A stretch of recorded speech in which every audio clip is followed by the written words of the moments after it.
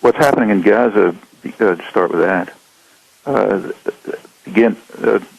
basically the current stage of what's going on, there's a lot more, begins with the Hamas election back at the end of January. Israel and the United States at once announced that they were going to punish the people of Palestine for voting the wrong way in a free election, and the punishment has been severe. The latest phase began on June 24th, when Israel abducted two Gaza civilians, a doctor and his brother. We don't know their names. You don't know the names of victims. They were taken to Israel, presumably, and nobody knows their fate. The next day, something happened which we do know about a lot. Militants in Gaza, probably Islamic Jihad, abducted an Israeli soldier across the border. That's Corporal Gilad Shalit, and that's well known. First abduction is not. Then followed the escalation of Israeli attacks on Gaza, which I don't have to repeat. We've reported them adequately.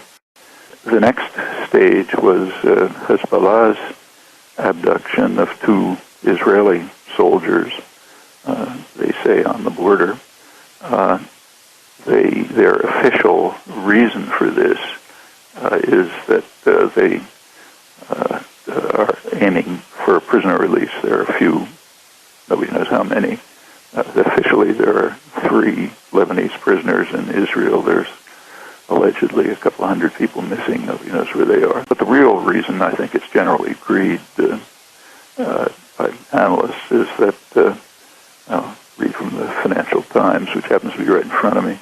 The timing and scale of its attack suggests that it was partly intended to reduce the pressure on Palestinians by forcing Israel to fight on 2 fronts simultaneously. David Hurst, who knows this area well, describes it, I think, this morning as a display of solidarity with suffering people, the clinching impulse. It's a very, in my view, very irresponsible act. It subjects Lebanese to certainly to plenty of terror and possible extreme disaster.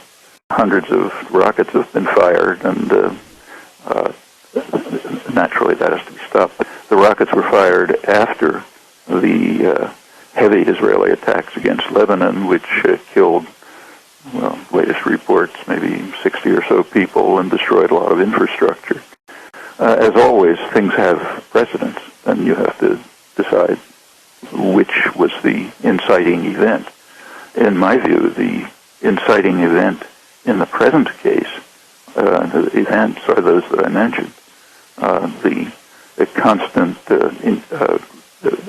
intense repression, plenty of abductions, plenty of atrocities in Gaza, the steady takeover of the West Bank, which in effect, if it continues, is just the murder of a nation. That's the end of Palestine.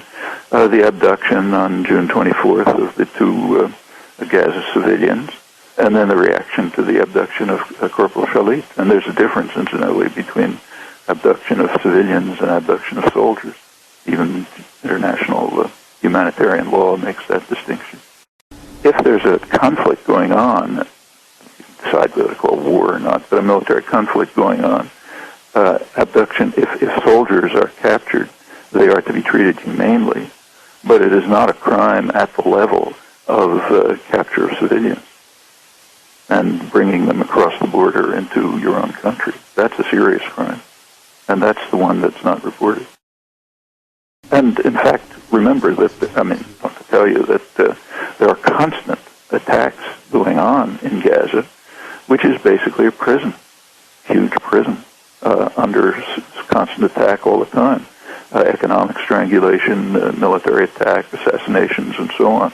In comparison with that, abduction of a soldier, whatever one thinks about it, doesn't rank high in the scale of atrocities.